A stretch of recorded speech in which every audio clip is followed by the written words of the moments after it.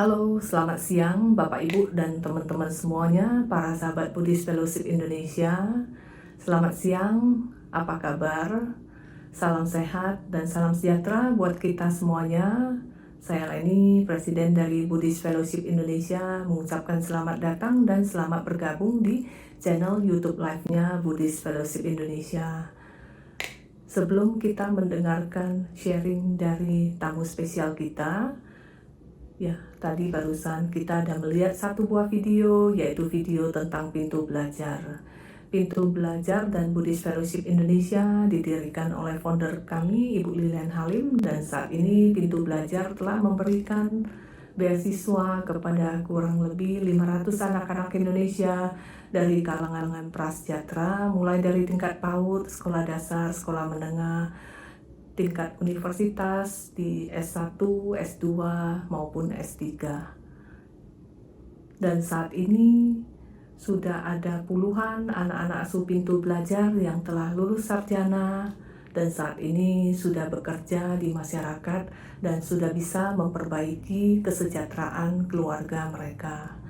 Terima kasih kepada ibu-ibu Buddhist Fellowship Indonesia, founder kami Ibu Lilian Halim, dan para donatur lainnya atas support kepada pintu belajar selama ini. Ya, kepada Bapak Ibu dan teman-teman semuanya, para sahabat Buddhist Fellowship Indonesia yang tergerak hatinya untuk mensupport program charity dari Buddhist Fellowship Indonesia Pintu Belajar, nanti bisa menghubungi sekretariat untuk informasi lebih lanjut. Mudah-mudahan ke depannya Pintu Belajar bisa membantu lebih banyak lagi anak-anak Indonesia dari kalangan prasejahtera, sehingga bisa mencerdaskan anak bangsa, dan mudah-mudahan anak-anak asuh Pintu Belajar selain bermanfaat dan berkontribusi untuk kesejahteraan keluarga mereka, nantinya juga bisa bermanfaat dan berkontribusi untuk masyarakat Indonesia dan membanggakan bangsa dan negara tercinta kita, Indonesia. Ya, sebelum masuk ke sesi sharing, marilah kita semuanya meluangkan waktu sejenak untuk berdoa sebagai ucapan puji syukur kita kepada Tuhan Yang Maha Esa dan Sang Tiratana, karena saat ini kita masih dapat berkumpul dalam keadaan sehat, walaupun secara virtual. Kita dapat berkumpul di siang hari yang berbahagia ini untuk nanti kita sama-sama belajar pengetahuan dari narasumber kita. Marilah kita berdoa sesuai dengan agama dan keyakinan kita masing-masing. Namo tassa bhagavato arahato sama sambuddhassa. Namo tassa bhagavato arahato sama sambuddhassa. Namo tassa bhagavato arahato sama sambuddhassa. Marilah kita lanjutkan dengan membacakan dan merenungkan core value dari Buddhist Fellowship Indonesia, supaya nilai-nilai tersebut dapat kita praktekkan dan amalkan dalam kehidupan kita sehari-hari. Sebagai Kalayanamita Buddhist Fellowship Indonesia, kami bertekad untuk menjalankan nilai-nilai berikut. 1. Respek, penuh hormat kepada Sang Tiratana, mereka yang lebih tua, guru, teman sedama, dan semua makhluk hidup demi tercapainya hubungan yang sehat dan harmonis. 2. Joyful effort, penuh semangat sukacita di dalam mencapai kesejahteraan dan keseimbangan antara fisik dan mental, keluarga dan ekonomi, interpersonal dan spiritual. 3. Integrity, menjalani hidup sesuai prinsip dan nilai-nilai kebenaran, baik melalui pikiran, ucapan, maupun perbuatan. Service, tidak mementingkan diri sendiri, melayani dengan tulus ikhlas dan sepenuh hati, demi kebahagiaan dan kesejahteraan semua makhluk. 5. Compassion, mengembangkan kebajikan dan welas asih terhadap sesama di dalam menjalani kehidupan yang tidak merugikan siapapun. 6. Learning, terus belajar dan meningkatkan kualitas diri, baik secara pengertian maupun praktek dhamma, demi kemajuan spiritual hingga tercapainya pembebasan sejati. 7. Self-reflection, melakukan introspeksi diri. mengembangkan kesadaran dan kebijaksanaan, penuh rasa syukur di dalam menjalani kehidupan yang penuh makna. 8. Faith, mengembangkan pandangan benar serta keyakinan yang kokoh untuk terus hidup sesuai dengan Buddha Dharma. Selamat pagi Bapak Ibu dan teman-teman semuanya, para sahabat Buddhist Fellowship Indonesia. Namo Buddhaya, salam sehat dan salam sejahtera buat kita semuanya. Ya, di pagi hari yang berbahagia ini kita sangat senang sekali dan tak beruntung sekali ya karena kedatangan seorang tamu istimewa, seorang dokter spesialis gizi klinik ya yang nanti akan membagikan pengetahuan tentang kesehatan kepada kita semua. Ya. Baiklah, saat ini Dr. Idawati Karyadijaya, MS SPGK telah hadir di layar. Kita sapa terlebih dahulu. Ya, selamat pagi, Dr. Idawati. Apa kabar, Dok? Selamat pagi, Bu Leni. Terima kasih. Kabar saya baik-baik saja. Terima kasih sudah diundang untuk mengisi acara Buddhist Fellowship Indonesia dan juga salah satu yang sangat menarik sekali perhatian yaitu pintu belajar. Terima kasih Bu Leni atas kesempatan ini. Terima kasih, Dr. Idawati Karyadijaya, MS SPGK yang telah meluangkan waktunya yang tak berharga untuk berbagi pengetahuan tentang kesehatan kepada kita semua. Ya, mengenai dampak obesitas dan tata laksana nutrisinya. Ya, kita tahu bahwa permasalahan obesitas ya, baik di Indonesia maupun di mancanegara merupakan suatu topik yang sangat hangat ya dibicarakan ya, banyak sekali karena pada saat ini banyak sekali makanan yang enak-enak ya dan ada snack juga ada dessert yang enak-enak ya. Jadi bisa mengakibatkan obesitas baik di pria maupun wanita. Nah, nanti kita akan tahu lebih jelas lagi. Dokter Idawati Karyadijaya akan membagikan pengetahuannya kepada kita semua. Nanti juga ada tanya jawab, nanti Bapak Ibu dan teman-teman semuanya nanti bisa bertanya. Nanti saya akan membacakan kepada dokter ya. Baiklah, Bapak Ibu dan teman-teman semuanya, untuk pengenalan, saya akan membacakan sedikit profil dari Dr. Idawati ya. Tapi sebelumnya, Dr. Ida saat ini lagi berada di mana, Dok? Sedang ada di rumah karena Oh, ya kebetulan ini rekaman hari Minggu. oke, baik, Dokter. Ya, Dokter apa namanya? Oh, hari ini kebetulan lagi tidak praktek ya, Dok ya. Ya, tidak bertugas. Oke, baik ya. Terima kasih ya dokter ya telah meluangkan waktunya yang sangat berharga ya untuk berbagi pengetahuan kepada kita. Baiklah Bapak Ibu dan teman-teman semuanya, saya akan membacakan sedikit riwayat dari Dokter Idawati ya supaya Bapak Ibu dan teman-teman semuanya bisa lebih mengenal beliau ya. Dokter Idawati Karyadijaya, MSSPGK, pada tahun 1985 merupakan dokter lulusan dari FK Universitas Tarumanegara Jakarta Barat, kemudian Diploma in Applied Nutrition Course SEA MEO Jakarta, kemudian menyelesaikan MS Gizi Klinik di Fakultas Kedokteran Universitas Indonesia, spesialis dalam bidang gizi klinik juga di Fakultas Kedokteran Universitas Indonesia. Ya, kita tahu UI Universitas Indonesia merupakan salah satu kampus yang terbaik ya yang ada di Indonesia ya. Riwayat pekerjaan sampai saat sekarang Dr. Idawati merupakan dosen ilmu gizi di Fakultas Kedokteran Universitas Tarumanegara dan kemudian dokter juga berpraktek sebagai dokter spesialis gizi ya di Rumah Sakit Gading Pluit ya dokternya. Oke. Ya, betul. Ada beberapa publikasi yang telah diterbitkan, yaitu status usia senja, later life status, sebagai salah satu parameter kualitas hidup lansia, hubungan antara obesitas sentral dengan kejadian dislipidemia ya, pada karyawan Universitas Tarumanegara, pengunjung Poliklinik Fakultas Kedokteran Universitas Tarumanegara, hubungan antara obesitas dengan kejadian hiperurisemia pada karyawan di Universitas Tarumanegara.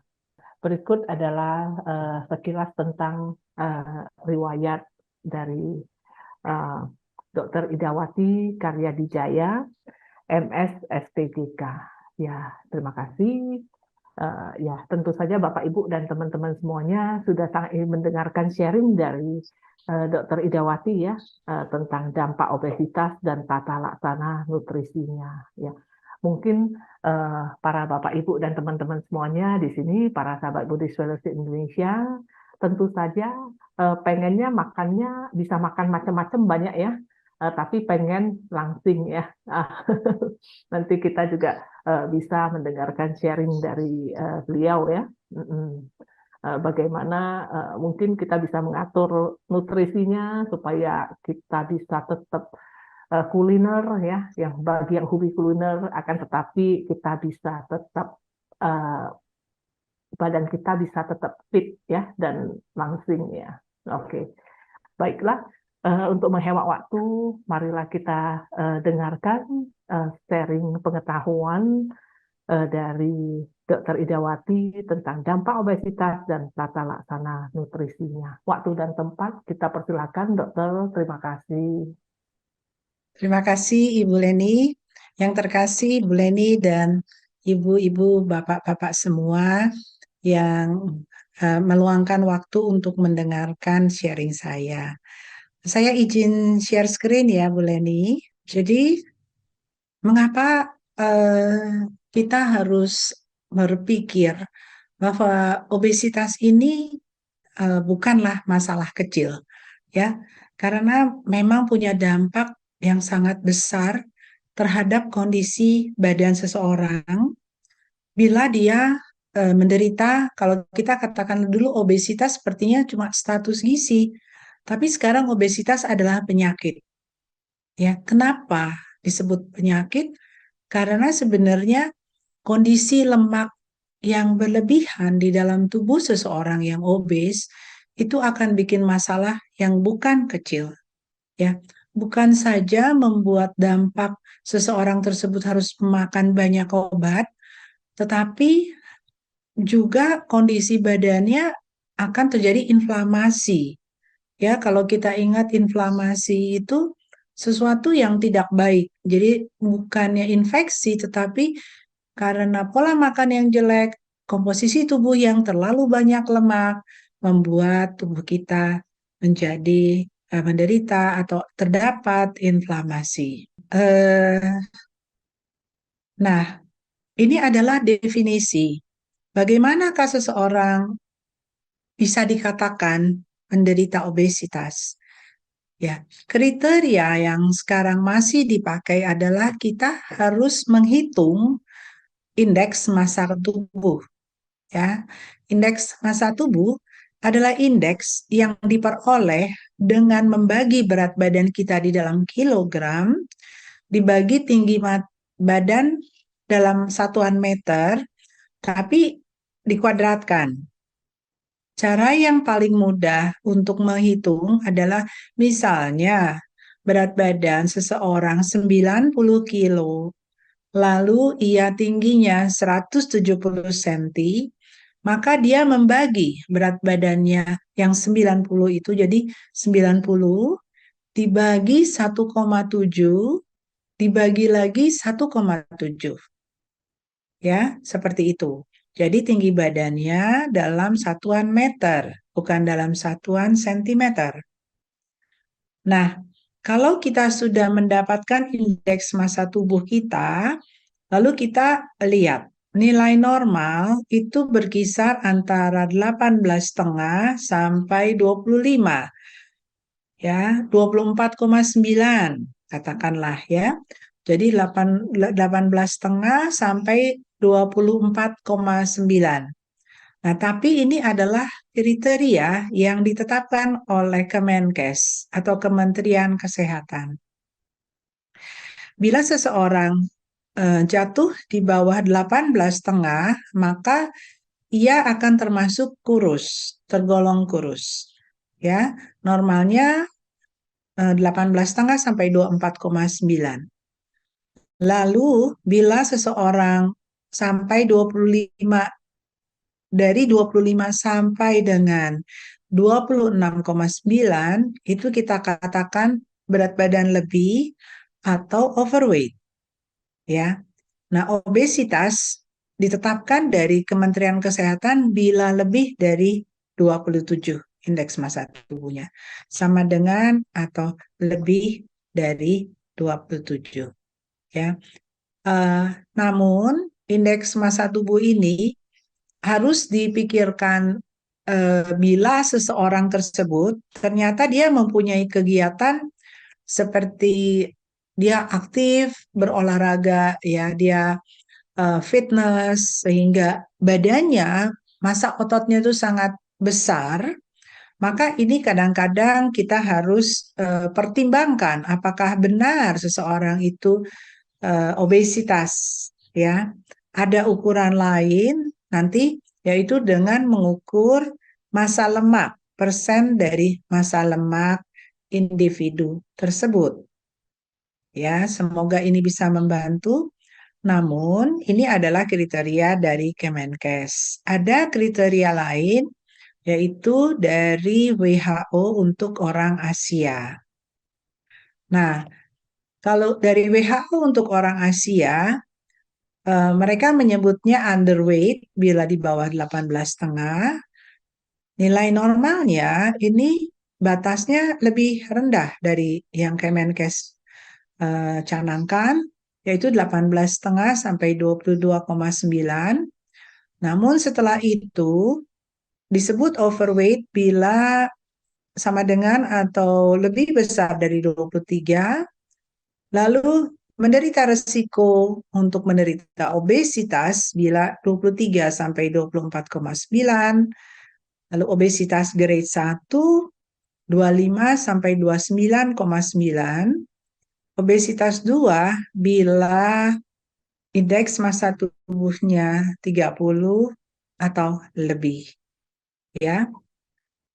Dari macam-macam, misalnya seseorang meneliti boleh pakai Kemenkes punya ataupun boleh memakai kriteria WHO untuk orang Asia. Nah, kriteria yang kedua adalah ini kriteria yang lebih mudah, ya, dengan memakai atau mengukur lingkar perut atau lingkar pinggang seseorang. Ya, bila seseorang laki-laki lingkar pinggangnya lebih dari 90 cm, itu dikatakan dia menderita obesitas sentral. Nah, perempuan bagaimana? Perempuan bila lebih dari 80 cm, maka dikatakan menderita obesitas sentral. Ya. Nah, dulu ada, jadi mengapa kita obesitas sentral itu menjadi perhatian? Ternyata seseorang bila menderita obesitas sentral, ya, biasanya yang menderita obesitas sentral juga indeks massa tubuhnya berlebih. Itu mempunyai dampak. Ya, dampaknya bahwa nilai kolesterolnya akan tinggi, tekanan darahnya juga tinggi, kemudian besar kemungkinan menderita kadar gula darah yang tinggi, yang ujung-ujungnya nanti dia menderita penyakit diabetes mellitus atau disebut juga bahasa awamnya kencing manis. Ya, jadi kalau kita bicara obesitas, kita harus berjuang agar angka obesitas harus diturunkan, ya. Karena dampaknya itu bukan saja pemerintah harus menyediakan obat-obatan, tapi juga dampaknya adalah jangka panjangnya nanti rumah sakit akan waktu dia bila ada komplikasi rumah sakit penuh yang sebenarnya itu bisa dicegah. Saya akan lanjutkan dengan berapa sih kejadian obesitas, ya. Eh, Kira-kira 2 bulan yang lalu saya pernah baca itu di Kompas itu menyebutkan ya 1 dari 6 orang di Indonesia ternyata menderita obesitas. Ya, kalau kita lihat Riskesdas, apa itu Riskesdas? Riset Kesehatan Dasar yang dilakukan oleh Kementerian Kesehatan. Ya, yang terakhir yang 2018 tentang berapa banyak orang obesitas, ya. Di DKI sendiri hampir mendekati 30%. Ya, jadi 1 orang dari 3 orang ternyata obesitas. Bukan overweight, ya, bukan kelebihan berat badan, tapi kita bicara obesitas. Nah, di tahun 2016 WHO, ya, Organisasi Kesehatan Dunia menyatakan kira-kira 2 miliar orang dewasa itu menderita overweight. Nah, itu kalau di persentasi kejadiannya itu 39%. Ya, antara 39 sampai 40%, 40 itu pada wanita, 30% pada pria, ya. Nah, itu overweight. Bagaimana dengan berapa banyak orang obesitas? Ternyata 650 juta penduduk bumi itu indeks massa tubuhnya lebih dari 30, ya. Dan itu kira-kira 13%, ya. Jadi cukup mengkhawatirkan, ya. Memang ada kasus-kasus yang eh, agak obesitasnya berlebih banget gitu ya. Misalnya beratnya sampai 150 kilo itu kita temukan. Tapi nggak usah sampai 150 kilo. Lebih dari 100 saja sudah dampaknya itu banyak, ya. Jadi kita kalau di dalam keluarga misalnya, jangan sampai seseorang itu bertambah beratnya nanti akan mengakibatkan dampak-dampak yang nanti akan saya bahas. Nah, ini yang kira-kira gambarannya seperti apa sih kalau kita normal? Ini yang dari Depkes ya, yang dari Kemenkes, kalau 25 seperti ini, ya. Tapi kalau sudah overweight, kita bisa lihat ini, maaf, lingkar pinggangnya, ya. Di sini udah berbeda, udah tambah lagi, ya. Belum lagi nanti tangannya juga, kemudian pahanya sudah beda. Ini yang overweight. Bagaimana yang obesitas, ya? Juga makin bertambah. Nah, ini ada kriteria tersendiri yang disebut ekstrem obesitas, ya. Yang indeks massa tubuhnya adalah 40 atau lebih, ya. Beberapa kasus di rumah sakit saya temukan ekstrem obesitas itu. Ya, saya tidak bicara terapi. Terapinya sebenarnya banyak yang bisa juga dilakukan operasi. Ya, tapi itu tergantung daripada apakah ada komplikasi dari pasien tersebut, ya, dari individu tersebut. Nah, kalau tentunya biasanya ada timbulnya keadaan atau obesitas itu sebenarnya kita sebabnya apa ya dok ya, gitu ya. Sebabnya apa? Nah, saya paling senang menerangkan seperti ini, ya. Jadi di dalam tubuh kita tuh ada keseimbangan energi atau balance energi. Apa yang kita makan ini akan dicernakan, ya. Dicernakan dari 3 makanan utama atau makronutrien, ya, seperti kelompok karbohidrat, ya, nasi, roti, jagung, umbi-umbian, ya. ataukah dari kelompok lemak dan protein. Protein kita tahu ada dari yang hewani, ada yang dari nabati. Ya, lemak ada yang bisa dalam fisik, dalam bentuk dari misalnya dari daging yang kita bisa lihat, ya, atau dari minyak yang diproduksi, ya. Minyak itu kan minyak dari tumbuh-tumbuhan, ya. Itu akan menghasilkan masing-masing energi yang berbeda, ya. Kalau kelompok dari karbohidrat dan protein itu memberikan 4 kilokalori, ya. Kemudian kalau lemak itu 9. Oleh karena itu dari seluruh piramida panduan piramida makanan yang dianjurkan selalu ditulis nomor satu kurangi lemak, lalu satu lagi kurangi gula, ya, dan kurangi garam. Garam dampaknya sebenarnya bukan di obesitas, tetapi lebih ke kemungkinan seseorang itu menderita tekanan darah tinggi, ya. Jadi kita mesti ingat ini yang bikin kita gemuk. Tetapi kalau kita juga tidak bergerak banyak, ya, jadi kita banyak duduk saja, atau istilahnya kalau anak muda bilangnya mager, ya, malas gerak gitu ya. Itu kemungkinan besar kita akan bertambah lemaknya. Nah, pemakaian energi atau energy expenditure ini kita bagi sebagai resting metabolic rate. Jadi resting metabolic rate itu adalah kebutuhan energi oleh seseorang, ya, untuk apa? Untuk dia organ-organ tubuh kita, ya, kita kan ada jantung, ya, kita ada paru-paru yang setiap setiap 1 menit 20 kali bernapas begitu ya. Sedangkan jantung kita 80, 90 sampai 100 itu terus berdenyut ya, mengalirkan darah. Nah, ini perlu energi ya. Kemudian kalau physical activity ya kita bergerak ya. Tapi juga di sini selain untuk kerja sehari-hari, sebenarnya tetap dianjurkan adalah melakukan aktivitas fisik, misalnya jalan pagi, begitu ya. Kalau misalnya ada hobi yang lainnya silahkan, ya.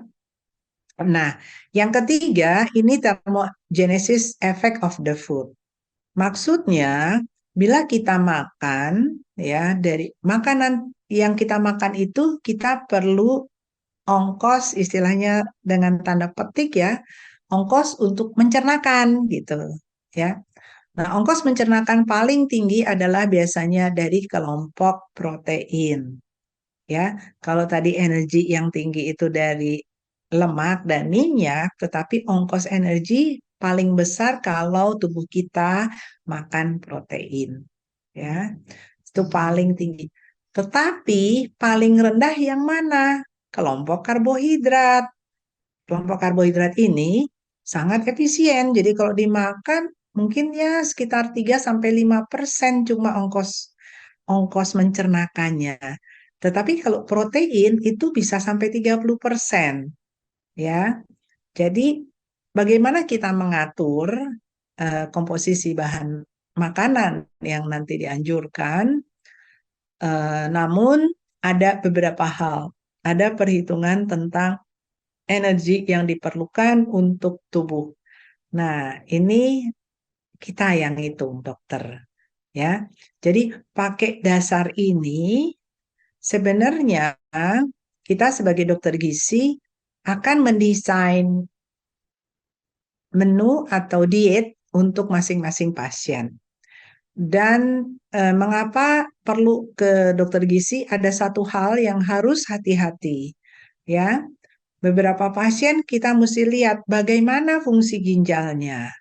Ya, kalau fungsi ginjalnya tidak normal, hati-hati. Ya, jangan diet sendiri. Ya, karena itu harus dihitung berapa protein yang dia boleh makan. Ya, sebenarnya kalau pasien yang bersangkutan mengerti, ya, dan dia harus melakukan atau melaksanakan diet yang dianjurkan itu tidak bisa dalam waktu pendek. Misalnya seseorang yang beratnya 120 kilo, kita suka terima banyak ya yang 120 kilo. Atau misalnya tingginya cuma 155 tapi beratnya 95. Ya, biasanya datang dengan biasanya ya sudah ada tuh gula darahnya naik kah, tekanan darahnya tinggi. Nah, itu kan sayang ya.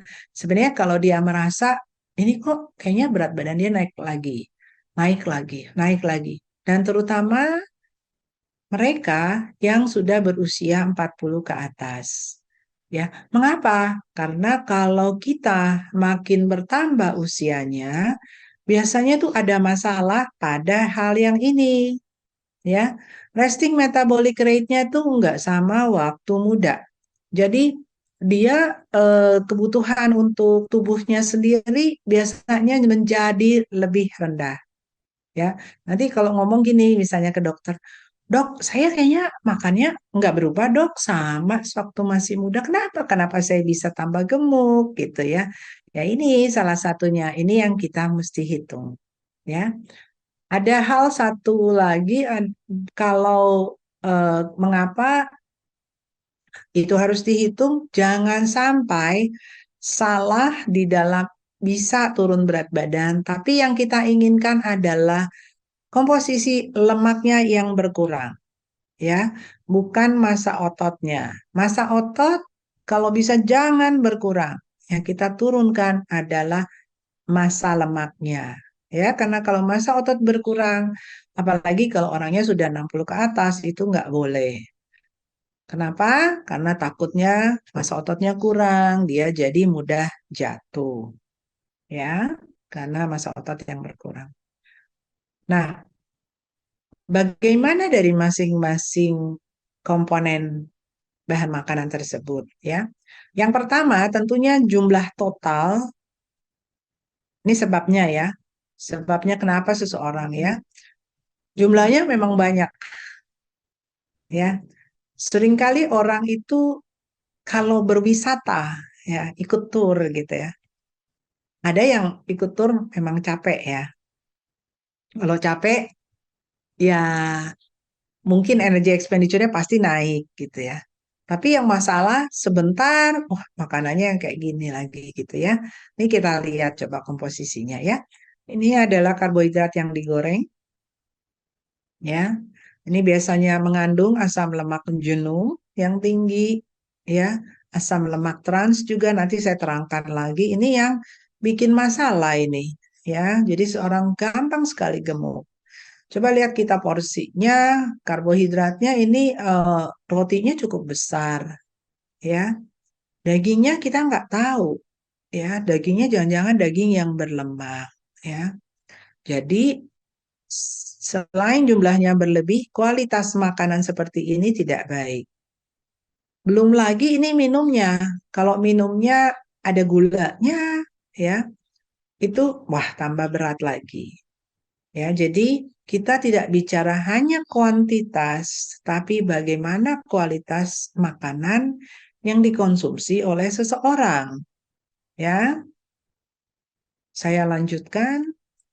Nah, kalau dari kelompok karbohidrat, ya, ini kalau boleh nggak makan, memang ada beberapa diet untuk menurunkan berat badan yang disebut diet keto. Ya, diet keto ini tidak mengizinkan seseorang untuk makan kelompok karbohidrat. Ya, Eh, pemilihan diet yang mana itu sangat tergantung juga dari kebiasaan seseorang. Ya, tapi diet keto memang meminimalkan karbohidrat. Ya, nah ini kelompok karbohidrat tapi polisakarida. Kalau poli itu artinya banyak ya. Poli kan artinya banyak dan ini artinya sakarida atau kelompok karbohidrat, struktur karbohidrat yang rantai panjang ya.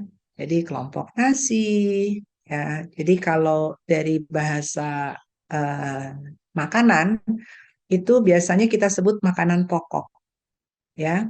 Jadi ada bihun, bihun itu dari beras, roti itu dari tadi tepung gandum, mie dan sebagainya ini. Lalu ada kelompok jagung berbeda yang ketiga ya.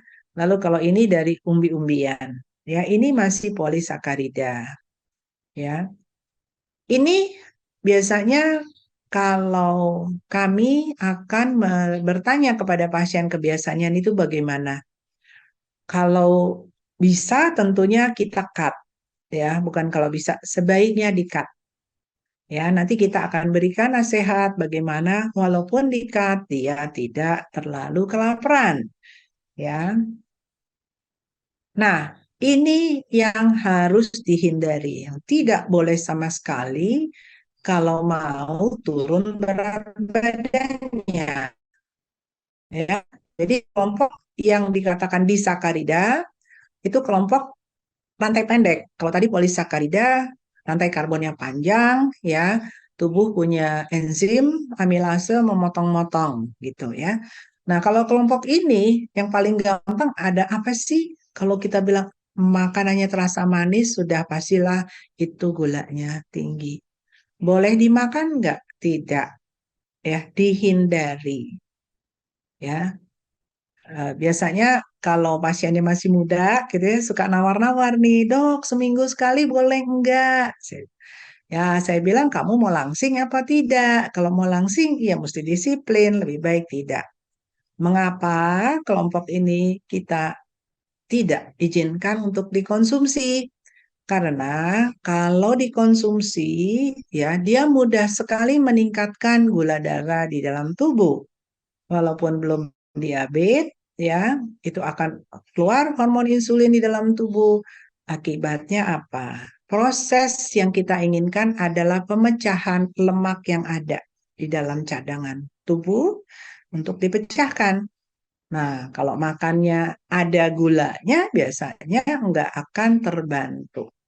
Ya, jadi tentunya harus diingatkan bahwa memang kita harus stop makanan yang manis. Nah, bagaimana tentang lemak? Tentu jumlahnya harus dikurangi, ya totalnya. Dengan cara apa? Lemak itu memang dari bahan makanannya sudah ada lemaknya. Misalnya kalau kita makan santan, itu udah ada lemaknya. Atau kita makan daging yang berlemak, ya. Atau kita makan kacang-kacangan, sumber protein yang dari nabati. Ya, kacang-kacangan itu ada lemaknya. Jadi original dari bahan makanannya sudah ada lemaknya atau dengan proses, ya, proses pengolahan. Yang paling mudah adalah kalau digoreng. Ya. Jadi kalau beberapa pasien yang disiplin sudah dibilangin jangan makan makanan yang digoreng, kalau dia disiplin itu bisa sangat bagus. Kenapa? Kalau makanan yang digoreng itu akan menghasilkan lemak jenuh, ya, juga menghasilkan lemak trans. Ya, jadi dua-dua asam lemak itu yang memang harus dikurangi. Karena sudah ada penelitiannya. Mereka yang mengonsumsi dua asam lemak tersebut itu gampang sekali gemuk. Ya, jadi kalau ini dihindari bisa sangat membantu pembakaran lemak yang ada di dalam tubuh yang kita inginkan supaya kita lebih turun berat badannya, ya, lebih langsing. Nah, ini maaf saya ambil yang pakai bahasa Inggris ya. Ini yang tadi saya katakan asam lemak trans. Asam lemak trans ini kalau kita lihat itu didapatkan dari apa? Jadi hydrogenated vegetable oil itu paling gampang kalau saya bilang itu margarin. Ya. Kemudian tadi fast food itu rata-rata digoreng, ya. Cakes dan pastry, coklat dan makanan yang deep fried ya, digorengnya garing gitu lah, sampai garing ya. Ini trans fat. Ini udah ada tanda X-nya. Ini nggak boleh ya. Nah, asam lemak jenuh yang tidak boleh. Jadi ada dua, tadi asam lemak trans dan asam lemak jenuh. Asam lemak jenuh itu didapatkan dari lemak hewani, tapi bukan dari ikan. Ya, itu paling gampang. Lemak hewani tapi bukan ikan. Kalau dari ikan itu akan menghasil atau memberikan namanya asam lemak tidak jenuh yang polyunsaturated fatty acid, salah satunya memberikan omega 3 ya. Tapi kalau bisa makan ikan juga, kalau bisa ditim lah jadi benar-benar sehat, atau dibakar gitu ya. Bukan dibakar, namanya dipanggang ya. Nah, yang asam lemak jenuh ini ada kulitnya ayam ya, kemudian daging yang lemaknya kita bisa lihat, fatty meat. Ya, ini contohnya bagus sekali gambarnya. Ini ya adalah fatty meat ya, ada lemaknya jelas kita lihat. Kemudian butter atau mentega ya. Jadi butter sama seperti margarin, cuman bedanya kalau butter itu dari lemak susu. Ya, ini yang lain-lainnya adalah lemak-lemak hewani, ya, kemudian susu yang mengandung lemak jenuh, ya, lemaknya full cream, ya. Kalau sekarang kita bisa lihat produk susu yang low fat, bukan yang full cream. Nah, dari lemak nabati kita lihat di sini adalah coconut, itu yang kita suka makan, santan, ya. Kemudian lemak dari minyak sawit ya. Nah, beberapa itu dimasukkan ke dalam creamer ya, di dalam minuman ya. Kemudian juga susu kental manis ya. Susu kental manis itu enggak 100% dari susu ya. Nah, ini saya ingatkan, umumnya ini adalah gambar sosis ya. Sebenarnya waktu saya kecil juga dulu kayaknya kalau makan sosis itu enak banget ya. Ternyata kita tuh nggak tahu juga ya sosis itu dibikin dari daging yang bagaimana. Artinya apakah daging yang benar-benar tanpa lemak? Kayaknya nggak mungkin deh ya. Jadi lemaknya malah jahat banget gitu ya. Jadi kalau kita punya cucu, punya anak ya, ini nggak boleh sering-sering makan makanan yang proses ini ya. Lalu asam lemak tidak jenuh. Nah, asam lemak tidak jenuh itu baik. Saya akan terangkan yang ini dulu ya, yang monounsaturated atau disebut asam lemak tidak jenuh tunggal. Itu diperoleh di minyak zaitun, minyak canola. Nah, minyak kacang tanah itu nggak ada. Waktu kecil saya ingat sekali ya, saya dari Cirebon, itu di kota saya tuh ada orang yang jual. Tapi sekarang minyak kacang tuh nggak ada. Lalu minyak sesame yang kita pakai masak ya, alpukat itu mengandung monounsaturated fatty dan kacang-kacangan. Nah, kelompok ini adalah kelompok yang malah melindungi jantung kita. Ya, dia tidak meningkatkan LDL kita. Ya, dia bisa menaikkan HDL kita. Nah, polyunsaturated, jadi di dalam satu minyak, misalnya katakanlah minyak canola. Minyak canola pun ada PUFA-nya, ada polyunsaturated fatty acid-nya, ya, yang lantainya banyak ya. Kalau ini kan lantainya tunggal. Asam lemak tidak jenuh yang majemuk.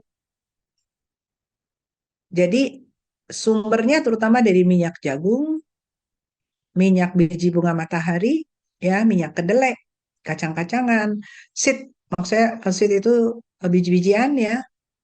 Kemudian cold water fish maksudnya minyak yang lemak atau minyak yang diperoleh dari eh, ikan air tawar, begitu ya. Jadi ini yang dianggap baik ya.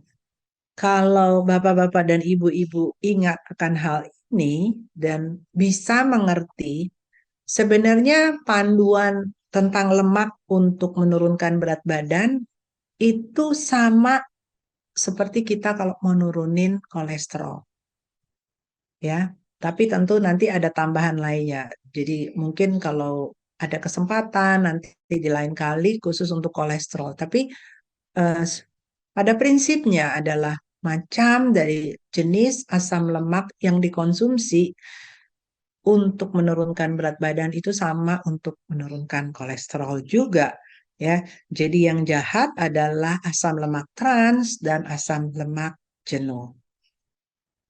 Semoga ini membantu ya. Nah, sekarang kita pindah. Tadi sudah karbohidrat, sudah lemak. Namun saya ingatkan ya, suatu bahan makanan walaupun dia merupakan sumber protein, tetapi di dalam bahan makanan tersebut ada lemaknya ya. Jadi kalau protein hewani di sini gambar yang kiri ini misalnya iga ya, katakanlah itu iga. Kemudian ini ayam, tapi ayamnya sengaja saya cari yang ada kulitnya. Hati-hati justru ya. Di bawah kulit itu tersembunyilah lemak ya. Nah, kalau telur lemaknya ada di kuningnya. Kuningnya juga mengandung kolesterol ya. Kalau ini yang mengandung asam lemak tidak jenuh ganda yang disebut polyunsaturated fatty acid ya, itu masih baik ya, umumnya ikan baik. Nah, kalau udang sebenarnya sumber proteinnya baik, tapi udang ini mengandung kolesterol. Nah, bagaimana dengan daging? Daging ini makanya cuma namanya manusia ya, kadang-kadang kalau misalnya kita makan sama keluarga gitu ya, ah maunya yang ini aja deh, ini udah pasti enak gitu ya. Ya memang kalau makanan yang berlemak itu rata-rata rasanya enak ya. Tapi perlu diingat juga kalau sudah tahu kolesterolnya tinggi, ya kita harus pilih yang ini ya. Daging yang tidak berlemak. Bagaimana dengan protein nabati? Ya, jadi saya rasa kalau bapak-bapak dan ibu-ibu banyak yang saya tahu ya, sahabat yang beragama Buddha biasanya mereka eh, penganut vegetarian ya. Nah, di dalam protein nabati sebenarnya asam aminonya, terutama kalau misalnya seperti kedelai ya, itu cukup baik kalau dia makan bersama dengan nasi ya. Jadi kualitas proteinnya menjadi saling disempurnakan. Nah, di sini yang paling gampang adalah biasanya kita makan tahu atau tempe. Bagaimana asam lemaknya di protein nabati ini? Kalau di protein nabati ini asam lemaknya baik ya.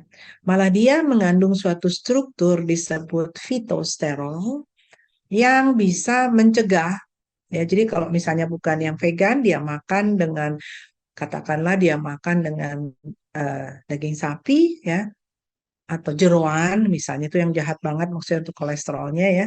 Tapi dia ada makan eh, kacang-kacangan. Nah, di dalam kacang kacangnya kedelai itu ada fitosterol, ya kita sebut fitosterol, itu dia mencegah penyerapan dari kolesterol yang terdapat dari bahan makanan hewani tersebut, ya. Nah, bagusnya dari protein nabati itu selain memberikan sumbangan protein, ya, tapi dia memberikan serat, ya, selain tadi yang fitosterol itu. Serat itu dari sayur-sayuran ya, kita butuhkan adalah serat yang larut ya. Dia bisa menurunkan. Namun hal yang paling penting saya ingatkan, mengapa di dalam usaha untuk menurunkan berat badan, nanti saya sebutkan di bawah ini, harus cukup sayur ya, harus cukup sayur. Supaya apa? Kalau kita makan sayur, apalagi kalau di dalam makan itu kita makan sayur dulu, dan saya suka bilang makannya pelan-pelan, ya, makanya pelan-pelan.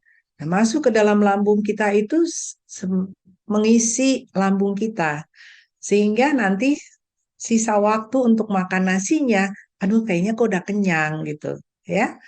Dan ini foto yang di sebelah kiri saya menunjukkan dari kelompok sayuran tersebut ya, itu sebenarnya mengandung protein ya.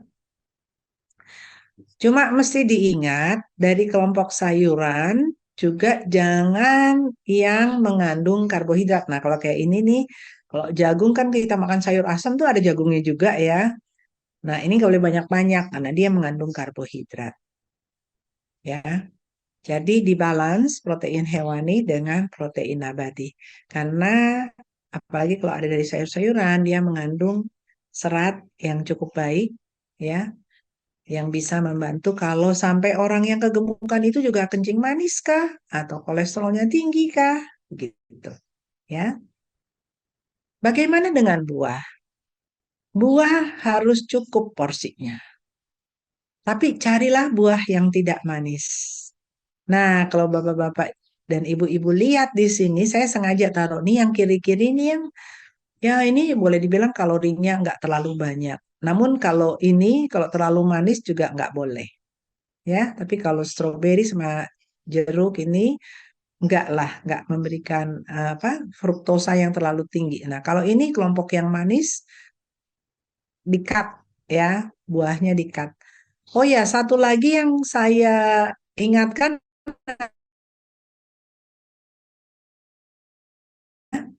karena kita ingin supaya pepaya ini supaya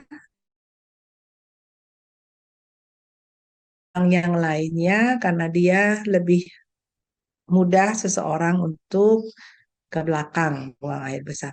Nah, kelompok yang ini adalah buah yang sebenarnya karbohidratnya sangat tinggi. Kita bisa rasakan ya, pisang ini juga karbohidratnya tinggi, ini juga manis. Pokoknya yang manis-manis udahlah dikurangin banget kalau bisa jangan malah ya untuk mensukseskan program penurunan berat badan.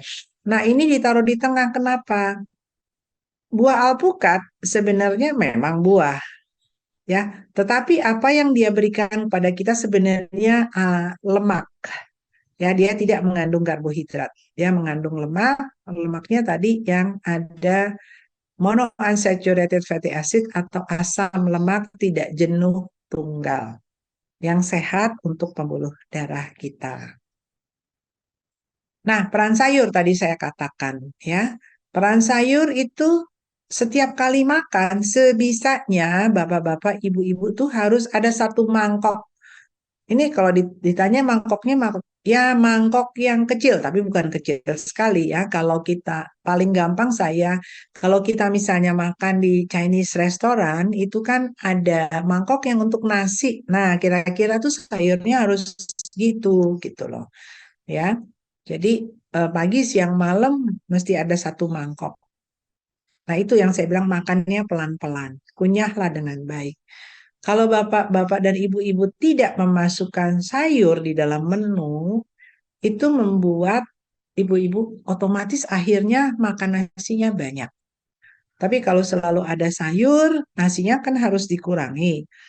Kalau sayurnya cukup, dengan nasi yang sedikit pun, bapak-bapak dan ibu-ibu akan merasa puas atau merasa kenyang. Nah, ini saya cuma kasih contoh saja.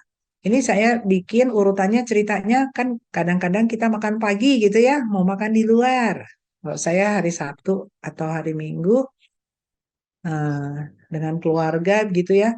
Nah, kalau misalnya yang satu pasangan hidupnya tuh kurus ya, dia suka makan bakmi ya. Kamu boleh makan bakmi. Nah, yang gemuknya pilih makan ini aja, yang proteinnya tinggi gitu ya. Contoh, karena ini kenapa? Karena ini karbohidratnya banyak, ya. Kalau ini kan proteinnya yang tinggi. Lalu makan siang ceritanya. Satunya mau mikir, mau pesannya eh, soto Betawi. Aduh, soto Betawi isinya apa nih? Ini udah makan nasi, ada ketangnya lagi. Ininya bisa jeroan, bisa daging, santannya, ya. Ada sih ini ya, tomatnya gitu ya, tapi ini santan dan daging. Jadi kalau mau agak enggak ini, saya beli sotonya soto bening gitu ya. Kalau ayam masih mending ya. Eh, dan nggak usah pakai nasi atau nanti ambil nasinya sedikit 2 sendok gitu ya. Nah, makan malam. Makan malam menunya tentu ini yang tinggi lemak ya, digoreng. Ini tidak baik. Kenapa? Kalau kita menggoreng, lalu ada tepungnya, minyak yang diserap sangat banyak. Nah, sedangkan ini ayam rebus ya, pakai minyak wijen ya, ada sayurnya lagi.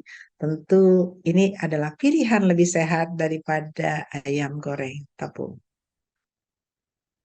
Nah, saya tiba di komplikasi. Mengapa harus sadar bahwa obesitas ini harus kita perangi? Yang pertama adalah dia di pembuluh darah kita bikin masalah sehingga seseorang mudah kena stroke, mudah kena serangan jantung, ya, mudah kena tekanan darah tinggi, kemudian diabetes mellitus, ya, kencing manis, lalu cancer. Nah, ada istilah sindroma metabolik. Sindroma metabolik adalah kondisi di mana didapatkan beberapa gejala. Yang pertama adalah obesitas sentral. Yang kedua bisa terdapat tekanan darah tinggi, bisa didapatkan kencing manis, ya, dan mungkin asam urat yang tinggi, begitu ya. Jadi eh, jangan sampai bapak-bapak, ibu-ibu menjadi banyak komplikasi. Dan sebenarnya hal ini bisa kita perbaiki asal konsekuen, ya, konsisten dalam mengurangi pola makan yang tidak baik, ya, yang tadi ya, terlalu banyak makan lemak, terlalu banyak makan karbohidrat, ya, lemaknya yang nggak baik, ya, itu bisa sangat memperbaiki. Jadi kalau misalnya dulunya gulanya jangan sampai diabetes lah, ya, pre-diabetes itu bisa jadi normal, ya, kemudian tekanan darah tingginya pun bisa normal. Kalau turun sampai berapa sih? Turun 5% aja biasanya sudah ada bedanya. Lalu yang nggak enak ini nih, terjadi keadaan osteoartritis, biasanya di sendi lutut ya. Mereka yang terlalu gemuk, lututnya jadi sakit. Nah, ini sleep apnea itu pengertiannya nafasnya berhenti waktu dia tidur. Ya, terjadi juga hipoventilasi sindrom. Nah, ini komplikasinya ya salah satunya itu yang tadi nggak ada di sana yaitu terjadi fatty liver, perlemakan ya. Kemudian pembuluh darah yang eh, menyempit ya. Nah, ini adalah resiko pada mereka-mereka yang menderita obesitas, salah satunya genetik ya, kelainan endokrin, kadang-kadang stres ya juga ya, makanan yang tidak sehat ya. Untuk mencegahnya adalah tingkatkan aktivitas fisik, makanan yang sehat, dan tidak minum alkohol. Nah, saya ingatkan sekali lagi, ini yang kita sebagai dokter akan kita hitungkan. Ya, kita hitungkan bagaimana aktivitas fisiknya, akan kita suruh tambah juga bapak-bapak, ibu-ibu untuk tingkatkan aktivitas fisiknya. Kemudian makannya nanti kita atur ya, walaupun sedikit tapi ada rasa puas ya. Tingkatkan aktivitas fisik ya, bisa jalan cepat, bisa olahraga di gym terserah. Bahkan dengan line dance pun asal teratur ya dan cukup waktunya bisa membantu meningkatkan metabolisme. Berapa penurunan berat badan yang dianjurkan? Ya, hanya 2 sampai 4 kilogram per minggu. Ini tadi saya sudah katakan penurunan 5 sampai 10% bisa memperbaiki kondisi, misalnya ada peningkatan gula darah ya, atau misalnya ada tekanan darah yang tinggi, itu bisa sangat membantu ya. Jadi kami memberikan panduan makan, panduan diet. Tapi bapak-bapak dan ibu-ibu yang bisa memperbaiki kesehatan ibu-ibu sendiri gitu ya. Saya ingatkan di sini adalah kalau kita dari kami dan menurunkan berat badan itu kita ingin supaya fatnya yang terbakar, bukan massa ototnya. Ya, jadi kami di rumah sakit ada timbangan yang bisa mengukur fat dari pasien. Nah, ini adalah Dr. Mark Hyman. Dr. Mark Hyman ini sekarang sudah ada umur ya, eh, dan dia selalu mengingatkan kepada kita semua, the most powerful medicine is at the end of your fork. Ya, jadi sebenarnya pengobatan untuk badan kita adalah dari makanan kita. Ya, dari berapa kali kita makan, apa yang kita makan. Not at the bottom of your pill bottle. It's more powerful than anything in your medicine cabinet. Jadi, kalau saya sebagai dosen juga di Tarumanegara selalu mengingatkan mahasiswa saya untuk memberikan nasihat-nasihat gizi yang baik, sehingga bukan pasien tergantung pada obat, ya, pada awalnya mungkin mesti minum obat, tapi semuanya bisa diperbaiki kalau dia makan yang sehat. Itu yang saya bisa sampaikan. Terima kasih banyak untuk perhatiannya. Bu Leni, terima kasih Bu Leni. Saya stop sharing ya. Ya, terima kasih Dokter Idawati. Ya, terima kasih dokter yang telah membagikan pengetahuannya yang tak berharga kepada kita semua di pagi hari yang berbahagia ini ya dokter ya. Tadi kita sudah mendapat banyak sekali pengetahuan tentang nutrisi-nutrisi yang apa kira-kira diperlukan oleh tubuh kita dan apa yang sebaiknya kita konsumsi dan apa yang sebaiknya kita hindari. Tapi mungkin kalau yang junk food itu dianjurkan untuk tidak kita sering-sering konsumsi ya, sesekali masih boleh ya dokter ya. Ya, semua pasien suka bilang begitu tuh, Bu. Oke, baiklah dokter, sebelum masuk ke sesi tanya jawab, izinkan saya terlebih dahulu untuk menginformasikan tentang pintu belajar ya. Saya mengajak Bapak Ibu dan teman-teman semuanya untuk bisa menyaksikan sebuah video dari pintu belajar. Pintu Belajar adalah program edukasi dari Buddhist Fellowship Indonesia. Pintu Belajar dan Buddhist Fellowship Indonesia didirikan oleh founder kami, Ibu Lilian Halim, dan saat ini Pintu Belajar telah memberikan beasiswa kepada ratusan anak-anak Indonesia dari kalangan prasejahtera, mulai dari tingkat PAUD, sekolah dasar, sekolah menengah, kemudian di universitas baik strata 1, strata 2 maupun strata 3. Ya.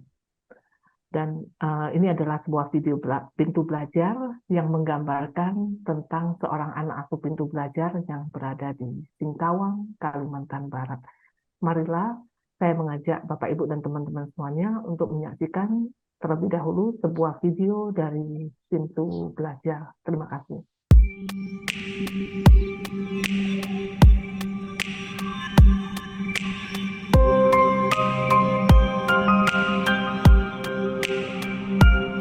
Nama saya Verlia, saya mempunyai 9 saudara. Saya dari 9 saudara itu saya yang terakhir, hanya cuma saya saja yang sekolah.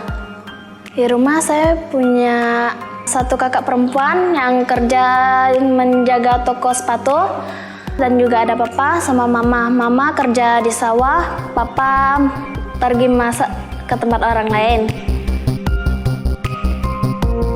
Mama ke sawah dari jam 6 sampai jam 9 lewat begitu, di sana buat nanam padi.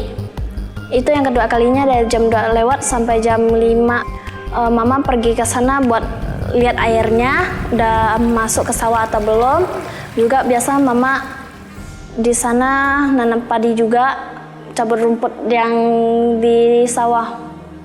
Papa sih biasa sering memasak resepsi pernikahan dan juga biasa resepsi ulang tahun Pekong. Kalau 1 minggu itu biasanya ada yang nyuruh, itu dia baru ikut. Kalau lagi nggak masak, bantuin mama di sawah. Kalau umur mama udah 60 tahun, umur papa itu udah 55. Kakak biasanya kalau punya uang lebih, dia ada bantu. Kalau tidak. Saya biasa di rumah bantuin mama masak dan beres-beres rumah saja. Di hari Minggu, saya juga ada mengikuti kegiatan Damayobana yang diselenggarakan dari Viara. Saya di Damayobana belajar mengetik, kerajinan tangan, storytelling, bernyanyi, dan parita. Saya punya cita-cita menjadi seorang koki. Mungkin saya bisa usaha sendiri. Kalau ada modal, saya bikin masak di warung dulu. Kalau ada modal lebih, baru ke restorannya. Fokus ke pekerjaan biar bisa bahagiain mama sama papa. Saya berterima kasih banyak kepada Pintu Belajar sudah membiayai dari sekolah saya bisa sampai di SD, mungkin bisa tamat SMK.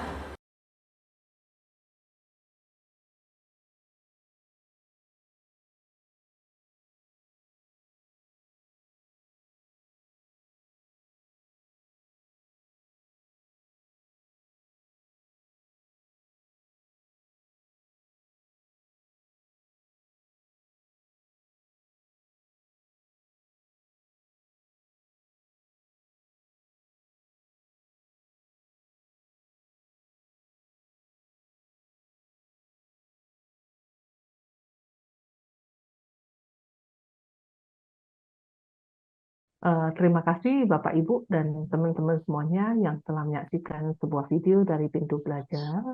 Terima kasih juga kepada ibu-ibu Buddhist Fellowship Indonesia dan founder kami, Ibu Lilian Halim, dan semua donatur yang telah mensupport program Pintu Belajar Buddhist Fellowship Indonesia. Semoga ke depan lebih banyak lagi anak-anak Indonesia dari kalangan prasejahtera yang bisa dibantu pendidikannya oleh Pintu Belajar. Ya. Dan saat ini sudah ada puluhan anak-anak asuh Pintu Belajar yang selalu sarjana dan saat ini sudah bekerja dan sudah bisa memperbaiki kesejahteraan keluarga mereka. Ya. Dan semoga anak-anak asuh Pintu Belajar nantinya bisa bermanfaat untuk keluarga, masyarakat, bangsa, dan negara tercinta kita, Indonesia. Ya. Baiklah, bagi Bapak, Ibu, dan teman-teman semuanya yang ingin mensupport program Pintu Belajar Buddhist Fellowship Indonesia, nanti bisa menghubungi sekretariat untuk informasi lebih lanjut. Terima kasih. Ya, baiklah, marilah kita lanjut di sesi tanya-jawab ya dengan Dr. Idawati ya. Dokter, ya. Ini sudah ada beberapa pertanyaan dari para pemirsa ya, Dok. Ya, Dokter. Nah, apakah ada perbedaan gender ya? Maksudnya, apakah perbedaan gender itu baik pria maupun wanita itu mempengaruhi obesitas? Maksudnya, apakah lebih banyak pria atau wanita yang terkena obesitas, Dok? Apakah wanita itu mempunyai kecenderungan untuk mengalami obesitas, persentasenya lebih banyak dari pria? Terima kasih. Baik, terima kasih Bu Leni. Sebenarnya kalau dari angkanya itu bedanya 1%, ya. Tetapi kalau ditanyakan mengapa, mungkin harus juga kita teliti apakah ada perbedaan dalam asupan. Memang yang pasti pada wanita itu ada faktor hormon yang cukup besar, ya. Jadi kalau dari beberapa jurnal dikatakan biasanya bukan beda perempuan dan lakinya, tapi di dalam keluarga seringkali malah ayah gemuk, ibu gemuk. Jadi dikatakan memang ada faktor genetik, namun faktor kebiasaan makan itu yang lebih besar, lebih dominan. Eh, saya tidak mengatakan terlalu signifikan. Sebenarnya ternyata pria juga cukup banyak, Bu Leni ya. Kalau dari penelitian-penelitian yang dilakukan beberapa mahasiswa kami, kan itu mereka harus bikin skripsi ya. Tidak terlalu beda, Bu. Tapi kalaupun ada beda, ada kemungkinan memang faktor hormonal. Tetapi lebih terutama adalah pola makan ya, Bu Leni. Ya, pola makan. Ada yang sesuatu saya sebenarnya sedih kalau waktu saya kecil, saya liatin ya kalau saya di kota kecil saya itu nggak terlalu banyak orang gemuk. Tetapi sekarang banyak orang yang gemuk karena salah kaprah gitu ya. Makan nasinya banyak. Lalu maaf ada makanan-makanan instan yang mudah sekali dia beli. Kalau lapar dia tinggal bikin itu gitu loh. Dan tidak ada sumber proteinnya. Jadi karbohidrat saja. Yang tadi saya katakan kalau karbohidrat saja makanya gampang sekali gemuk, Bu. Begitu. Barangkali itu bisa menjawab, Bu. Terima kasih dokter atas penjelasannya. Ya, sangat membantu sekali menambah wawasan kita ya dok. Ini sudah ada Iya. pertanyaan dari beberapa pemirsa ya. Saya izin baca ya dokter. Dokter dari Sis Nindi Arista, nama budaya dokter, izin bertanya dok, apakah ada rekomendasi khusus untuk mengatasi obesitas pada remaja atau anak-anak? Uh, untuk anak-anak kuliah gimana dok? Eh, nah, Mungkin senang ini jajan ya kalau dok ya. Senang jajan, senang junk food itu udah pasti. Kita nggak ngomong merek eh, nanti nggak enak. iya, tapi yang saya perhatikan dari para anak-anak muda dan remaja ini, itu yang berat itu minuman juga, Bu. Kan kita bisa lihat ya, kalau ibu jalan, ini kalau saya kebetulan tinggalnya di Kelapa Gading aja ya, Hmm, satu deret itu yang buka minuman dan es itu banyak sekali. hmm. Ya, lalu kadang-kadang kalau ada buka yang baru, itu yang antri-antri itu yang muda-muda. Jadi Bubble tea ya dok sepertinya, ya. Udah bubble tea ya dok. iya, jadi minuman itu sepertinya bagian dari hidup mereka gitu loh. Padahal itu sangat tidak sehat, ya. Lalu memang yang tidak kalah pentingnya adalah makanan-makanan yang tergolong junk food itu biasanya digoreng, ya. Dan dengan mudahnya, kalau zaman dulu mau makan itu kita harus pergi ke sana. Kalau sekarang saya sampai dibilangin sama mahasiswa saya, waduh saya bilang pembantu saya pas pulang, kalau saya suruh pembantu saya masak. Dok, gampang dok, katanya kan ada ini apa grab food apa segala macam, tinggal order aja dia bilang gitu. Ya jadi cara mendapatkan makanan dengan mudah ya, apakah itu makanannya sehat atau tidak sehat itu satu item tersendiri, satu yang kita harus pikirkan faktor bahwa seseorang itu mudah menjadi gemuk. Eh, apa yang kita dapatkan dari penelitian, mereka yang dari muda gemuk itu biasanya nanti waktu dewasa dan sampai umur 40 itu gemuk juga begitulah. Itu yang saya agak takutkan. Dan sekarang kalau saya lihat dari pasien-pasien yang datang, itu mereka sudah kelebihan berat badan dan kalau diperiksa kolesterolnya sangat tinggi. Nah, usaha untuk mereka menurunkan berat badan itu kalau menurut saya sangat kurang. Harusnya orang tua memperhatikan. Ada beberapa orang tua yang sungguh memperhatikan. Jadi tolong kalau anak-anaknya kegemukan, coba deh cek deh. Sekarang tuh anak-anak muda yang di bawah 30 tahun, kolesterolnya banyak yang tinggi, Bu Leni. aduh kita sedih banget gitu loh kan. Kolesterol tinggi itu bisa serangan jantung, bisa stroke ya. Bagaimana mereka menurut saya ada beberapa yang ya sampai nge-gym itu istilahnya syukurlah ya mereka sadar. Tapi ada yang tidak sadar. Begitu Bu Leni. Jadi panduannya sih sama, cuma maaf kalau yang anak-anak itu nggak bisa sembarangan. Kalau remaja dan anak-anak, kalau gemuk itu harus kita pandu. Karena kita tidak mau salah diet lalu dia tidak bertambah tingginya. Karena mereka masih bertumbuh, Bu Leni. Jadi datanglah kepada kita karena kita mesti atur dengan baik. Terima kasih Bu Leni, semoga menjawab. Ya, terima kasih dokter. Jawabannya sangat jelas dan sangat membantu sekali untuk menambah pengetahuan kita ya dok. Ya, ya dokter, ini ada pertanyaan lagi dari Sisri Dia Sandra. Lama budaya, dokter, izin bertanya dok, pada beberapa kasus mengapa pada wanita yang telah menikah atau di atas 25 tahun lebih cepat mengalami kenaikan berat badan atau gemuk? Apakah faktor usia sangat berpengaruh? Terima kasih dok. Ya, faktor usia sangat berpengaruh, tapi biasanya bukan usia 25. Biasanya usia 35 ke atas. Kalau yang biasanya kita dapatkan adalah mereka yang setelah hamil melahirkan anak. Jadi kalau datang ke kita tuh ceritanya gitu. Anak pertama dia udah gemuk.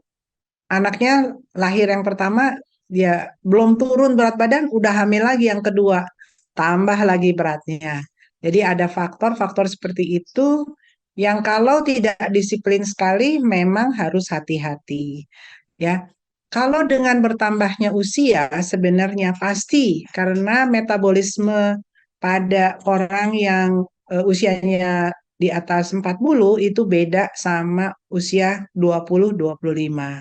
Jadi sudah rendah sehingga kita harus atur makannya supaya kita tidak gemuk dan kita harus lakukan aktivitas fisik itu sekitar 150 menit minimal dalam 1 minggu 5 kali.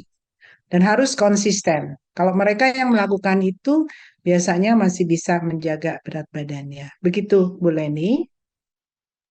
Oke, terima kasih Bu Dokter atas penjelasannya. Tapi Bu, ada kaitannya dengan wanita yang sudah menopause gitu Bu? Maksudnya kalau yang wanita menopause mungkin apa namanya metabolismenya jauh lebih tidak baik lagi ya. Nah itu berpengaruh nggak lebih cepat gemuk, Dok? Tepat sekali Bu Leni. Tepat sekali. Betul. Ya, sejalan dengan bertambahnya usia, makin metabolismenya bukan ini. Jadi metabolismenya rendah. Beda waktu usia muda. Ya, jadi dia makan sedikit aja bisa gemuk istilahnya gitu. Tapi bukan berarti dia harus ngurangin makan. Yang harus ditambah adalah aktivitasnya. Ya, jadi ikutlah. Saya tidak tahu kalau di eh, misalnya di wihara. Kalau yang bagus menurut saya ada apa senam bersama begitu ya. Jadi supaya ibu-ibu dan bapak-bapak itu sadar bahwa dengan senam melakukan aktivitas fisik itu menjadi lebih sehat. Betul sekali dengan menopause makin rendah dan kemungkinan LDL-nya makin tinggi itu makin mungkin. Beda dengan waktu muda, terutama yang wanita itu ya dengan menopause itu. Bu Leni. Oke, terima kasih Dokter. Nah, Dokter, ini ada pertanyaan lagi dari Sisderyani Putri Natalia. Dok, apakah obesitas dapat meningkatkan risiko eh, perkembangan beberapa penyakit kanker? Kita ketahui bahwa kanker ya katanya menurut mitos, entah mitos atau beneran ya dok. Nah, katanya kalau yang mengkonsumsi gula yang banyak, nah itu selain obesitas juga sangat resiko terhadap kanker. Nah, apa ada korelasinya dengan kanker ya, obesitas ini, termasuk gula juga? Terima kasih, Dok. Bu Leni, itu benar sekali. Dan di dalam slide tadi saya sudah tunjukkan ya beberapa seperti kanker usus besar, kemudian kanker payudara juga ya. Karena itu yang saya bilang kalau orang obes itu terjadi inflamasi. Ya, kalau terjadi inflamasi ya salah satunya bisa kekurangan daripada atau timbulnya banyak zat-zat yang reaktif ya, sehingga salah satunya itu bisa kena kanker. Betul, Bu, ada hubungannya. Lalu hubungan yang saya mau ceritakan juga sebenarnya mereka yang rutin, konsisten melakukan aktivitas fisik itu bisa mencegah kanker. Ya, jadi ada hormon-hormon yang keluar kalau kita rutin berolahraga itu bisa membantu sehingga justru tidak kena kanker. Jadi sebenarnya sejalan kalau olahraganya juga rutin eh, bisa nggak tambah gemuk dan bisa tidak kena kanker gitu. Semoga menjawab Bu Leni. Ya, terima kasih dokter. Sangat jelas sekali penjelasannya, dok.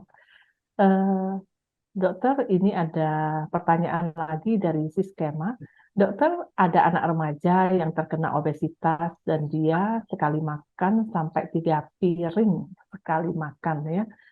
Apakah menderita obesitas itu cenderung eh, makan yang banyak dan sering merasa lapar gitu, dok? Itu bisa merasa Eh, lapar itu karena kadang faktor psikologi atau bagaimana, dok? Terima kasih. terima kasih Bu. Kalau yang dia sampai bisa makan 3 piring kita hati-hati. Yang kita takutkan sebenarnya mungkin ada tumor di bagian otak ya, yang pusat daripada rasa lapar dan kenyang. Itu bisa saja ya. Hal-hal itu pasti pasti hal-hal yang khusus yang harus kita perhatikan. Biasanya akan kita periksa lebih baik apakah ada kemungkinan ada tumor tersebut ya. Selain misalnya kalau bukan itu dari kebiasaan. Tapi kalau sampai 3 piring rasanya mungkin dan itu harus kita tanyakan istilahnya riwayat yang dulu dia sampai ke situ keluhannya itu, Ibu Leni. Terima kasih dok. Penjelasannya sangat jelas sekali. Kita lanjut pertanyaannya dok. Ini ada pertanyaan Silakan lagi Bu. dok.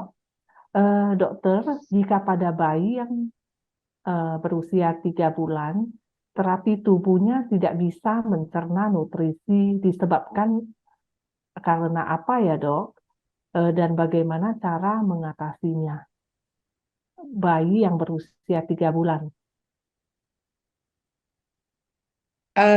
Maksudnya kan keluhannya itu apa? Apakah dia diare? Ya, pada bayi itu yang kita pikirkan kemungkinan apakah dia alergi terhadap protein susu. Ya, Hmm, kan kalau 3 bulan hanya minum ASI harusnya. Ya, hmm, kalau alergi terhadap ASI sih harusnya enggak ya, karena itu kan protein ibunya ya.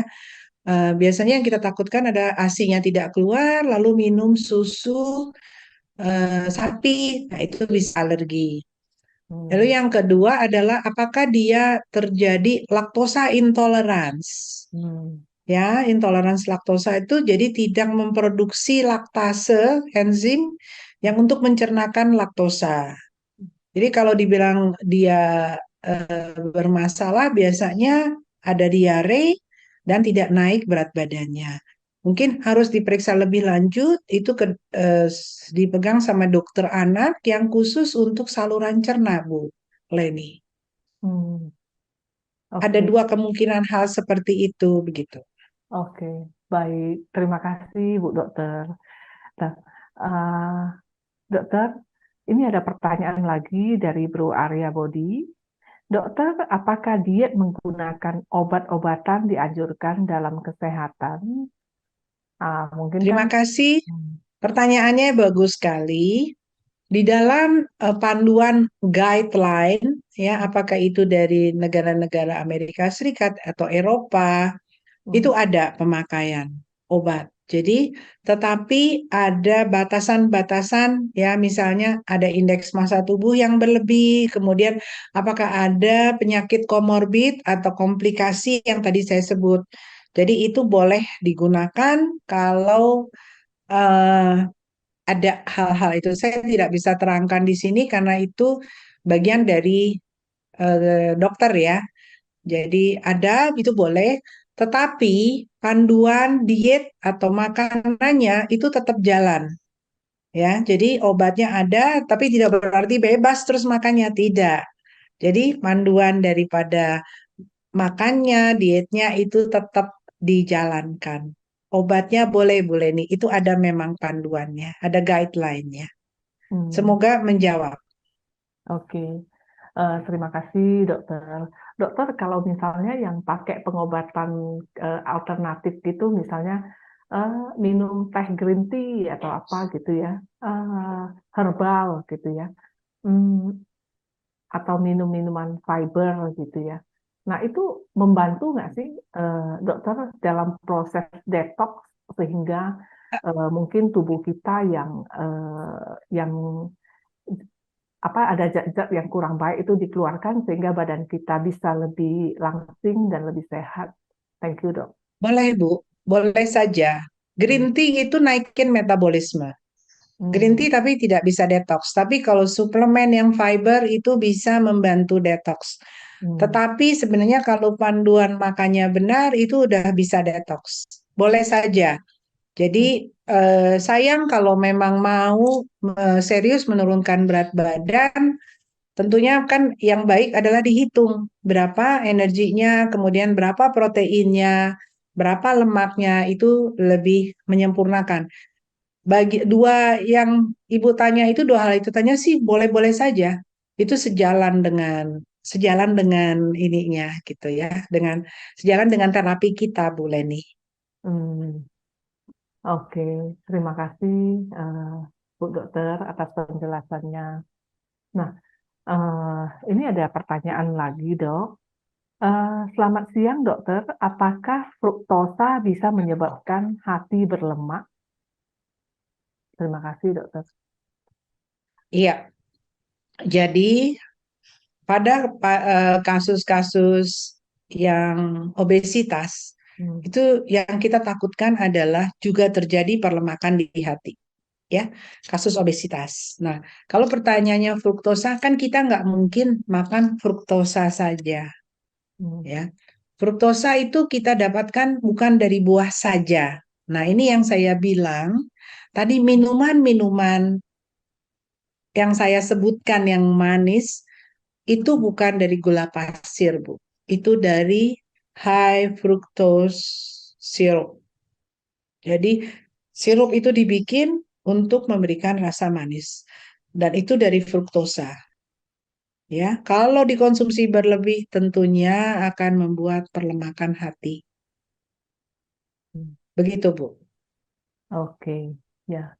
Terima kasih dokter atas penjelasannya, sangat jelas sekali ya. Nah, Bu Dokter, nah mungkin ini satu karena keterbatasan waktu, ini satu pertanyaan terakhir ya dok ya. Nah dokter, eh, bagaimana ya kita kan kepengen eh, makan apa saja, misalnya apalagi sekarang kan banyak kuliner yang enak-enak ya, kita keluar kota, kita keluar negeri misalnya. Nah, itu kan biasanya yang dicari itu kulinernya ya dok ya, pada umumnya masyarakat gitu ya. Nah, eh, bagaimana maksudnya kita bisa eh, makan enak juga ya, tapi cuman badan kita bisa tetap sehat dan stamina serta bisa tetap langsing juga ya, proporsional lah kita ngomong ya, tidak obesitas gitu ya. Mungkin Dokter Idawati yang sudah banyak menangani pasien-pasien ya yang OB ya. Nah, mungkin bisa kasih tips nih buat kita semua dan masyarakat Indonesia. Terima kasih dok sebelumnya. Ya, thank you. Ya, itu tantangan sendiri ya, Bu Leni. Pertanyaan yang bagus sekali, itu tantangan. Ya, siapa sih yang nggak mau cobain? Udah lagi pergi jalan-jalan ya, mau nyobain. Gimana kalau kita share aja? Jadi kalau kita satu meja, misalnya ada, biasanya kalau kelompok tur itu kan 10 ya, 8 sampai 10 gitu ya. Kalau memang harus order bukan yang diberikan, kenapa kita nggak coba aja? Jadi, oh yuk makan itu. Jadi minta piring kecil ekstra. Jadi kita nyobain ini, nyobain itu gitu loh Bu. Jadi nyobain semua tapi porsinya sedikit. Tapi memang saya bisa mengerti. Kadang-kadang sesudah itu ada lagi makanan selingan. Ternyata di sana ada ini, ada itu. Coba lagi. Ya, kalau begitu caranya, ya mesti ada ekstra. Kalau misalnya masih bisa, sore-sore itu ya jalan-jalan lah sekitar hotel itu supaya ada aktivitas fisik begitu ya yang bisa mengkompensasi. Itu yang pertama. Tapi kalau saya bilang paling saya punya prinsip begini, janganlah perut kita itu jadi seperti tong sampah. Ya, jadi seringkali saya kalau makan, saya bilang saya cuma nasinya setengah. Jadi saya sudah order, oh Bu, tapi nggak bisa, bayarnya tetap satu, nggak apa-apa. Saya bilang, saya mesti makan nasi, tapi saya nggak bisa satu. Jadi mesti bayar satu, nggak apa-apa. Daripada saya gemuk, saya bilang saya makan setengah. Nah, masalahnya kalau pergi bersama tersebut, ya memang kadang-kadang sudah di order ya sama tour leader dan sebagainya ya. Jadi ya kita juga punya prinsip lagi, perut kita jangan kayak tong sampah. Mohon maaf untuk saudara-saudara kita di Afrika yang sampai sulit sekali mendapat makanan. Jadi kenapa kalau kita makannya cukup bersih, sendoknya kita nggak aduk-aduk, ya silahkan, tapi kita nggak, jangan harus menghabiskan. Sudah nyicipin saja sudah cukup begitu. Menurut saya seperti itu, Bu Leni. Ya, Ya, terima kasih dokter atas tipsnya. Ya, sangat bermanfaat sekali buat kita semuanya dan masyarakat Indonesia ya dok. ya, Seru terima kasih banget Bu nih Leni. udah meluangkan waktunya yang sangat berharga untuk berbagi pengetahuan di pagi hari ini. Terima kasih dokter. Dokter, ini Terima kami kasih. dari Buddhist Fellowship Indonesia ingin memberikan Ya. penghargaan berupa plakat kepada dokter. Kita serahkan secara virtual terlebih dahulu ya dok. Iya, terima kasih Bu, saya terima. Oke, ya kita dokumentasi satu lagi.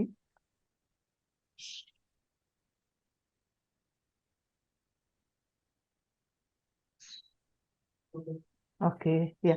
Terima kasih dokter atas sharingnya yang sangat berharga ya dok.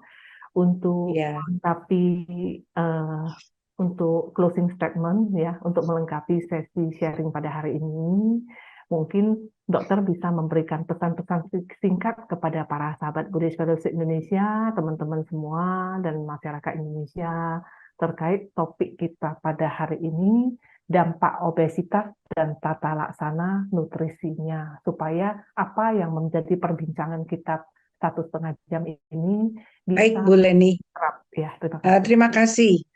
Eh, saya menganjurkan untuk seluruh bapak-bapak untuk memikirkan agar jangan sampai anak-anak kita atau cucu kita itu menjadi obes.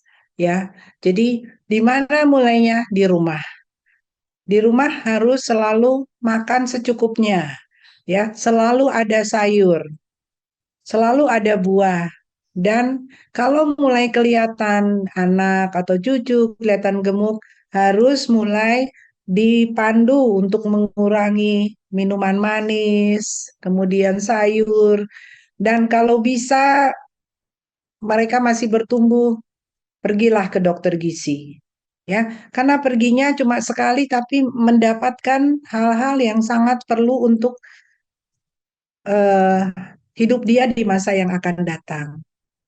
Kalau saya liatin, itu masalahnya kalau orang membiarkan dirinya misalnya 80 kilo.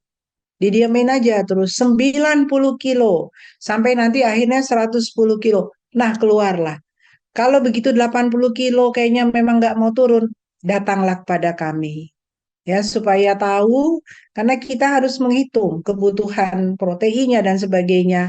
Ya, dan suka bisa membuktikan bahwa yang kalau dia turun, yang turun adalah lemaknya, bukan massa ototnya. Massa otot tidak pernah boleh turun. Ya, kenapa obesitas kita harus hadapi, kita harus perangi, hampir sama dengan stunting. Cuma ini bedanya dampaknya yang saya bilang sebenarnya sangat tidak baik. Ya, jangan sampai nanti di masa kita berumur, kita kena penyakit-penyakit yang harusnya kita bisa hindari.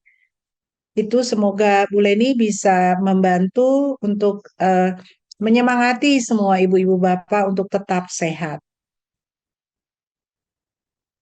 Oke, terima kasih dokter atas pesan-pesannya ya yang sangat bermanfaat sekali buat kita semuanya, para sahabat Buddhist Fellowship Indonesia dan seluruh masyarakat Indonesia yang nanti mendengarkan webinar ini ya. Oke, terima kasih Dokter Idawati Dokter Idawati yang telah men-sharingkan pengetahuannya yang sangat berharga kepada kita semua di pagi hari ini. Terima kasih dokter, semoga dokter sehat dan berbahagia selalu ya dalam menjalankan aktivitas-aktivitasnya. Baik, sama-sama Bu Leni. Terima kasih Buddhist Fellowship Indonesia dan juga terima kasih Pintu Belajar terus bisa maju ya, sama-sama kita memajukan bangsa kita. Terima kasih Bu Leni. Terima kasih dokter Terima Idawati. kasih tim. Iya. Ya, dan mungkin Bapak Ibu dan teman-teman semuanya yang nanti kalau memang memerlukan konsultasi lebih lanjut nanti bisa ke Rumah Sakit Gading Pluit ya, dokter praktek di situ ya.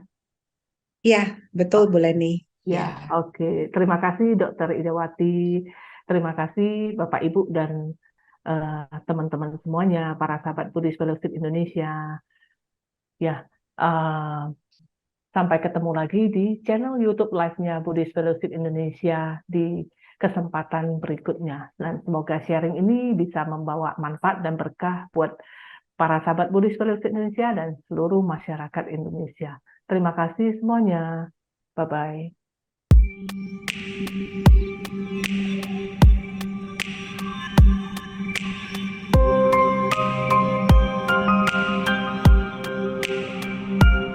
Nama saya Verlia, saya mempunyai 9 saudara. Saya dari 9 saudara itu saya yang terakhir, hanya cuma saya saja yang sekolah. Di rumah saya punya satu kakak perempuan yang kerja menjaga toko sepatu, dan juga ada papa sama mama. Mama kerja di sawah, papa pergi masak ke tempat orang lain. Mama ke sawah dari jam 6 sampai jam 9 lewat begitu, di sana buat nanam padi. Itu yang kedua kalinya dari jam 2 lewat sampai jam 5. Mama pergi ke sana buat lihat airnya udah masuk ke sawah atau belum.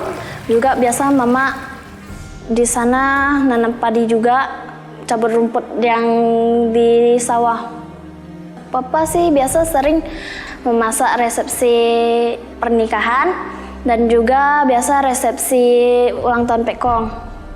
Kalau 1 minggu itu biasanya ada yang nyuruh, itu dia baru ikut.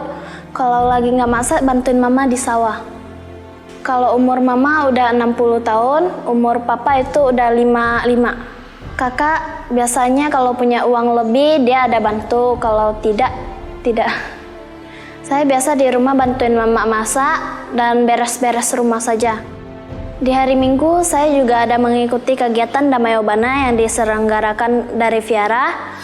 Saya di Damayobana belajar mengetik, kerajinan tangan, storytelling, bernyanyi, dan parita. Saya punya cita-cita menjadi seorang koki. Mungkin saya bisa usaha sendiri. Kalau ada modal saya bikin masak di warung dulu. Kalau ada modal lebih baru ke restorannya. Fokus ke pekerjaan biar bisa bahagiain mama sama papa.